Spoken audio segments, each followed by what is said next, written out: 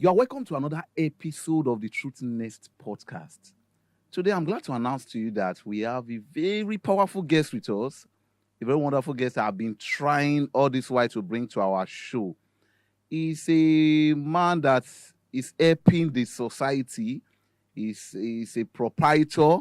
He's the proprietor of Great Achievers High School. I would love him to introduce himself to us. Sir, you're welcome. Thank you very much. Sir, please, we'd love you to introduce yourself to our audience. All right, my name is Pastor John Samuel Obude. Thank you very much. Thank you very much. So, sir, how was your trip down here? I hope there was no challenges. No. Give God the glory. Thank you very much. Thank you very much. So, we'll be diving into a very interesting topic today in the next few minutes. And one of the, something that brought us here today, we're going to be looking at parenting and education. How do we measure? That's the most reason I came here with a proprietor, a colossus in the educational industry. Let me use that. So he should be able to tell us more about education. We want to actually view parenting and education. So what do you have to say about that? The issue of parenting now. How do they treat their children? If we want to merge it with education, what do you have to tell us about that? All right. First, when you're talking about parenting, you must first of all understand the concepts of parenting. Unlike what we see in this generation, it's actually a deviance from what we call parenting. Wow. First, what's parenting? Wow. So parenting is the process of raising, underline that word, raising and caring for children. That's parenting. It's not all about you have given birth to a child, you provide money for feeding, you put the child in the school, or you say, that's all about parenting, or that's everything about you are taking care of the child. No, parenting is more than providing the basic need for a child. Wow.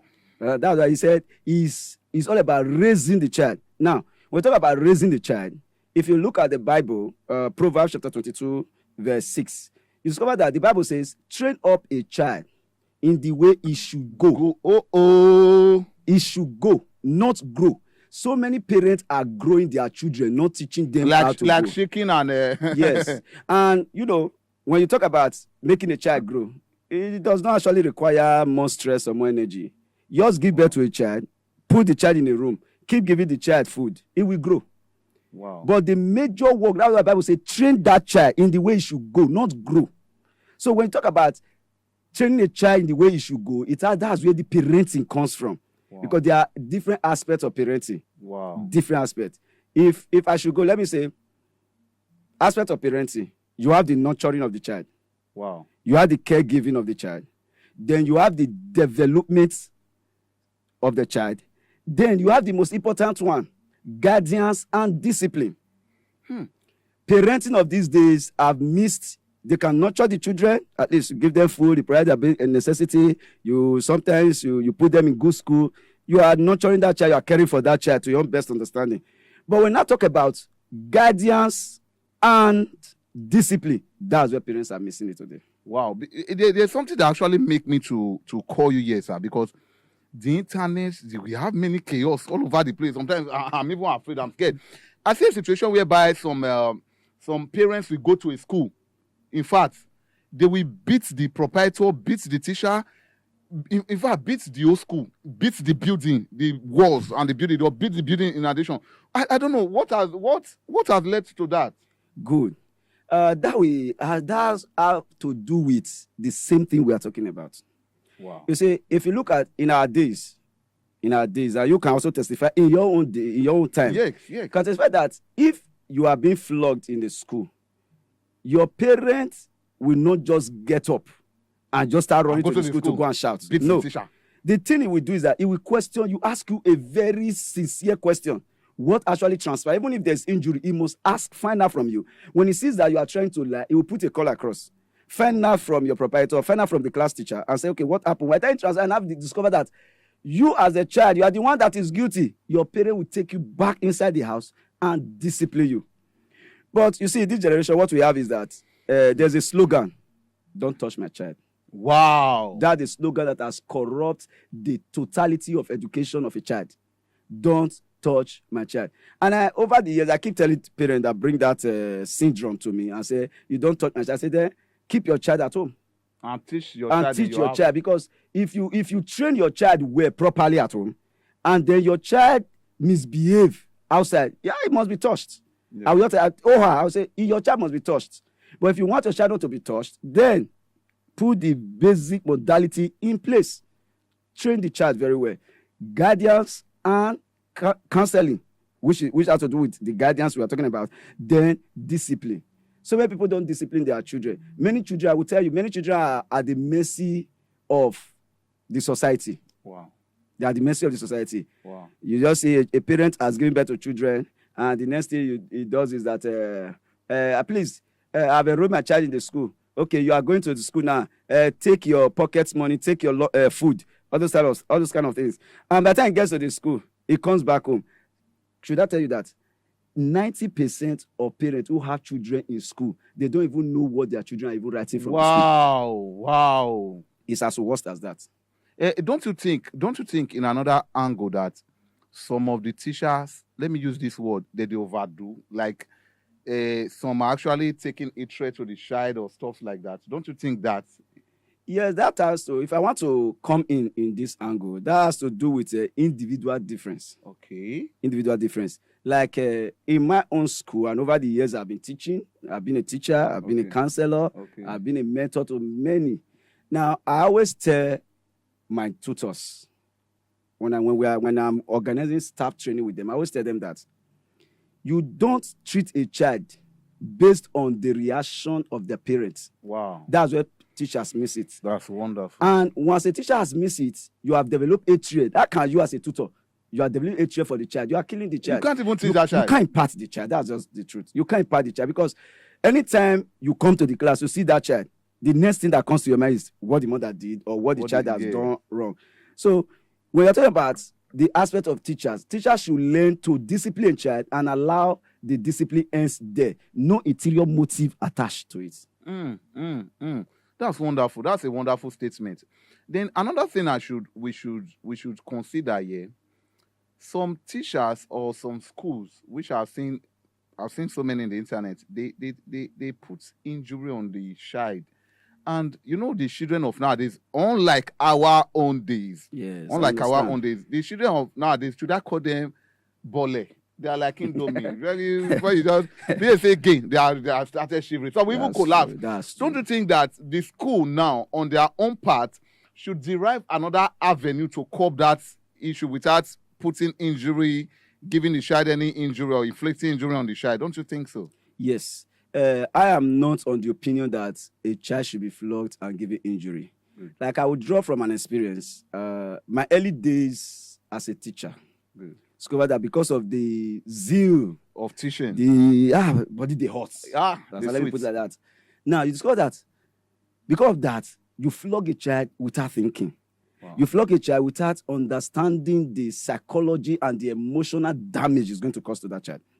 So when I discover it, because I'm the person that is prone to learning, I'm prone to learning. When I discover that this system you have been doing, you cannot just succeed by being rigid. You have to subject your system to changes. Understand the society, understand the kind of children we have. Just as you said, bole children. Bole children. Yes. This I refer them to be Indomie generation. Yes, dodo. Understand, Indomie generation. So now a teacher is not expected, or is very, very bad, wrong, dehumanizing for a child to be beaten, and then there are a lot of marks and injury on the child's body. But you see, one thing that normally causes this injury is when the teacher is not patient to flog that child. For instance, it has happened to me, whereby you want to flog a child on the bum, for instance, and you are not patient enough. The child places the hand at the back, and the cane whip the skin. Once the cane has hit the skin, what happened? There must be what? Injury. Yes. But that's where you now come in as a teacher. When you discover that, try to calm the child. Then you now go into counseling of the child and try to remove that trauma from that child. Because if that child you should allow that child to go like that with that injury, it will, first of all, is going to label you that you are a very wicked teacher. Yes, a bad person. And if you are teaching that child a particular subject, it's not going to understand. Wow. So what I would suggest now is that a teacher should derive other disciplinary actions on the child. If the child is becoming more deviant in the school, what is the teacher supposed to do? Like what I do, you invite the parent over. This character your child is possessing, we don't like it here. It's not acceptable here. What can we do? Now, it's not for you to now just, many schools now, you see some certain things, they just expel the child. It's not all about expelling the child. You and the parents should come to a dialogue. But if you expel the child, it's still going to another school. Yes, and it's still going to continue that character. You keep expelling and experimenter. So don't expel such children. What you do is that's where counseling now comes in. Wow. You have to sit with the parent, try to find out the background of that child. Start counseling the child. We have done so many like that, and we have been able to transform so many the so-called deviant students over the years. I want to put this question directly to you, sir. Let's say peradventure your staff mistakenly place an injury on a child, and the child gets home, and the parents decide to come with boys in the streets, and they come to the school before maybe you are not around. They beat the teacher. And they say, okay, they have admitted that child in the hospital. They beat the teacher to stupor. As the proprietor, if you get there, what will you do? That is very dicey question. Very, very dicey. Now, first, I always tell my teachers, I tell teachers, particularly, I tell tutors, I said, if you are disciplining a child, no matter the wrong of that child, no matter what that child has done, no matter the offense, the crime he committed in the school, once you discipline the child, you flog the child, and there are a lot of bruises, we are not going to be talking about what the child did wrong, but we are going to be talking about the injury. Yes. So, but when the deed is already done, something like that happened. If peradventure, as you said, I am not aware, but if I'm aware, it can be averted. Such a parent will not come to the school. Because I will not wait for the parents to come to the school the following day to come and complain or explain. If the thing was brought to my notice before the school closes, what I will do is that I will personally put a call across to the parent, or take the child personally to the parent and explain the situation. But in the case whereby the parent now come, because everybody are not same, parent now come and he beats the teacher to stupor, the best thing you can do in such a situation is settlement. Settlement. First, let me say they beat the teacher for free like that. You're not saying they beat them for free, because he still beat that picking for free. Okay. Beat me, I beat you. That's why you now come and then you have to talk to your tutors very well on that aspect. Trained. At the end of the day, you have to now make the parents know that such character is not good. It's not ideal. Because such a character that a parent will come to the school to fight a teacher, number one, you are also, in fact, you have killed that child. Because he feels that if I'm talked to, if I'm beaten, then somebody's coming. They say, "Bebuja at home." And when you give a child that situation, that's why you have bandits now. Check if you should trade the history of bandits. Discover that many of them, their parents are carrying fights to school to fight their teacher. Wow. Another question I would love to ask you: the aspect of parenting and education, is it right? Because this society, in fact, I'm tired because of some certain things I'm seeing. Is it right for a child to be coming to? I'm not looking at the tertiary institution now. I'm looking at the primary and the secondary. Okay. Is it okay? Is it ideal that a child should come with his or her phone to school? Because some of the children now, they even have iPhone 17 Pro Max, 16 Pro Max, 14. Yes, that's is it true. ideal? Most of the times, that phone that they always come with to school has a way of triggering the rest students, and they see that, I cannot afford this particular phone, and they go into all type of nonsense. What are the schools doing about that? Well, I can't speak generally on all the schools. I will only speak on the quarter, the domain that God has given to me to operate. Yes. Good. Like first, a child in primary school, secondary school, bringing phone to school is wrong. It's bad. Totally wrong. There's no way you are going to preach it to me, and there's no way you are going to paint it and harmonize it and decorate it. In your own school, sir. Students, are you very sure that students don't come to the school premises with their phones? Good. Now you discover that students they are very smart. Like we have a modality in our school. The only time, maybe the period you will normally see phones with students in school openly is when maybe they are preparing for their activities. They're having social activities and all that. So they are allowed to bring it. And when they bring it, they are not allowed to take it to the classroom. when you are caught, it's being seized. And before we enact these measures, we did PTA, Parent Teachers Association meeting. We have to call all the teachers, all the parents and teachers together. We rub minds together. Then I have to educate them. Tell them the menace phone bringing to school is creating. And unanimously, even parents suggested that when you see our children's phone, seize it. For that phone to be released, we have to come and pay a certain amount of money. Those parents must be a very good parent. Yes, they say you must collect it. For us to know, then we have to come and pay and release that phone. Wow. So students are afraid to bring it to school. Even if you want to see phone there, maybe they are going home, maybe they hid it in their bag. But within the confines of the school, the four walls of their classroom, you cannot see a phone, because if you see it, it will be seized. Wow. We monitor them like wildfire. Don't you also think that those phones that they come with, they use it for assignments, like just to, because the generation we are now, you have to be on the internet to be able to search for resources. Yes. If you say that, I'm still where that's what we call digital education. Yes. Now you don't do digital inside the classroom, because a child will tell you that okay, he's making some research and he's on TikTok, he's on Facebook, he's on WhatsApp, celebrity TikTokers. I'm telling you. And what you must understand is that phone bring it to school. Once the phone is in the classroom, there's a massive distraction. Because, for example, child A has a phone. Yeah. Child B, child C don't have a phone. And that child brings out the phone and is operating in the class. What happened? It's catching the attention of those people. Yes, and distracting them. A teacher is, for example, a teacher is teaching. He say, okay, do this. That look at it. Before you know, a teacher teaches, a student is laughing. When the teacher is not doing comedy show in the class. Wow. But the child is, what do you think is that not a distraction? It's distraction. So it's wrong. It's wrong. If you want to do assignment with your phone, with your cell phone, do it at home. Wow. Not to school. School is for learning. Learning, acquiring of what? Knowledge. That's what education is all about. Acquire knowledge, you learn, skill, and habits. Wow. Habit has to talk about your character.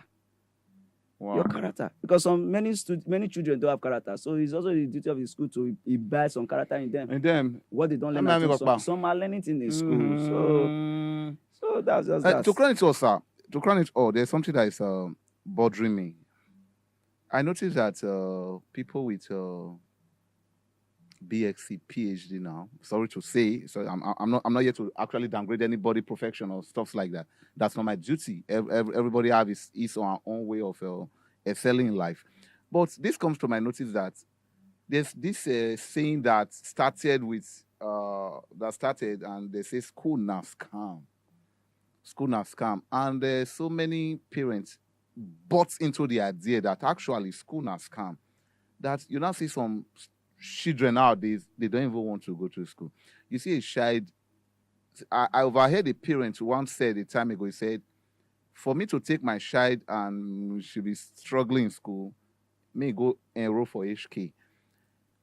How do you think the school can come in now to change that narrative? Because you see somebody with BSc is driving bus, somebody with PhD is selling tomatoes in Oka market. This something is just I don't really know. And you see somebody that don't even know how to read and write is making millions and billions. So what do you have to say concerning that? All right. If I should come from this angle, you see, if you cite your instance and say some BSc that are driving bus, some are in the market doing some manual jobs, and some has gone to crafts. Some actually has gone to craft. I am not in the school of thoughts that is all it has. That you have to go to school after that, then you must you will not amount to anything. No. Yeah, no, there are sections. Yes. You see, the same way you have people that do business. They say, I don't want to go to school. I'm wasting my time. Yeah. They enter into business. They have also failed in that business. Yeah. Businessmen fail. Educationists also fail. PhD that can also what? Fail. It has to do with your mindset. Now watch. What's education? As I said earlier, it has to do with learning, acquiring of knowledge, skill, and then habits. So many people go to school. School did not go through them. Wow. School did not. And there are a lot of the so-called BSc people you are talking about. There are so many of them. They have that BSc on paper, but they don't have it upstairs. Now, if as a graduate, your first or second year, you must have been taught entrepreneurial skills. Wow. Why do higher institution bring that course is to manage you, to build you that after a year you can become an entrepreneur yourself. You can, with your education, you can create job for yourself. How do so many youths miss it? They miss it because they feel that I'm going to school. Once I finish education, there's a white collar job out there for me. I'll start making millions. I'll start making billions. That's where they get it wrong. Are you getting me now? That's what so for you to also say that, or people are saying school na scam. When you think that school is scam, when opportunity comes to you and there is a form you have to fill and you cannot write it, you now know that school not be scam. You now know that, you see this barrel that we are using. If you assume you have barrel here now, you see the barrel you are using, you know that the barrel is as heavy as a bag of cement. Then you now know that education, there's nothing, you cannot replace handwork, crafts with education. Balance it. You have to merge. You have to balance it. So I'm of the opinion that I tell people, I say, be resourceful. Wow. Be resourceful. Go to school, allow school to pass through you, but don't bank on just your certificate. Have something. Have a skill. Opportunity can come. You might come now, okay, let's assume you drop out of school. Opportunity come for you to become a local government chairman. And you have all the millions. Before INEC will testify to you, make you a candidate, they need your paperwork, and you not see and bring, but you have the money to do everything. So what about, because nowadays, I will not mention names. They say somebody scored D7 in all his papers. I don't want to mention names there. Those that know what I'm talking about, anybody they said, I'm not there. I'm not the one that said that. They said the person have D7 and parallel. I don't want to testify to that. Don't you think that this paperwork we are looking for, actually, if I have the money, I can easily just go to one school and tell them I need the work result, and they fill it and give me, put A plus and put A5 and put everything, give me my good grades. Don't you think it's possible? It's possible. Actually, there was a news that circulated in social media few months ago about a guy heard a story about a polytechnic in this country issuing results, authentic results, not fake, authentic results, while you are not even, so you didn't even go to the school. So when the guy heard it, he said, no, it's not true. He has to do investigation. So he posed that he needed it. Meet with the dean, meet with some high-top lecturer. The dean of the faculty is aware. They pay to collect. The registrar is the one. So he actually he paid about 200,000 for the result. And they actually gave him the results. Jesus. They gave him the result. It's a polytechnic in this country. Yeah, people just be. But you know, that's why you have a lot of half-baked people in our sector. That's why the country is not moving anywhere, because there are half-baked people that don't have skill. Just like you said, now how can someone that failed government now become a leader? Wow. And you are doing politics with us. But you just the subject. I want to just say now happen in Toronto, one country, USA. And now you can't know that one. Wow. And now you can't know that one. But me, I'm not talking on a general note. Okay, I want to become a medical doctor, and I have F9, chemistry, physics, and biology. And at the end of the day, I'm a BSc holder in medicine. You see, it cut across all sectors, because you know why? Listen, this thing is like, the system is so corrupted, polluted, that if the rich always have their way, they get it. But the question is that when the rich thing actually comes, they can't stand it. That's just it. So school not be scam. Wow. If you now never, you better go higher. If you think say maybe as you get BSc now, say school now, go higher, because school is not what opportunity for you come up now. The opportunity for primary 6 level, JSS3 level, SSC level, first degree level, master's degree level, and even PhD level. There are different opportunities. There are different opportunities. There are different opportunities. But all these celebrities that we see everywhere now, somebody can just come up now. Maybe you just see somebody, you just come on Twitter and you do we on live stream, and at the end of the day, it's making 1 billion. It's making hundreds of millions online, and if you check properly, the persons don't even have SSC. And all you do is just to shout, and some of them they will shake bomb for us. Oh. Education, how do we balance this with education? That's also education. It's education to shake bomb. Like what you all said, that somebody come online, Tito, is shouting, laughing. Okay, if he sees it, you go and do it. Maybe you go do it. Maybe we'll see whether you get view. is education. That is the key aspect of education. Wow. That's the key aspect of what? Education. Okay. A child, a man now that just go, or a young lady went to go and learn hairstylist. You have to go to tell me that is not educated. He's educated. Wow. He's what? Educated. That's skill. Because education is wide, it's broad. So where we miss it is that we narrow our educational aspect to only book. Okay. Read. Those content creators are highly intelligent. It takes a level of intelligence to do that thing that you are doing. Wow. If you say a lie, or you set camera, they will give you 1 year. Do one. They will see. A big work. So it's education, my brother. It's education. Thank you very much. We are about rounding up the Truth Nest podcast show for today. And it has been a very wonderful time. It has been a very entertaining moment for us here.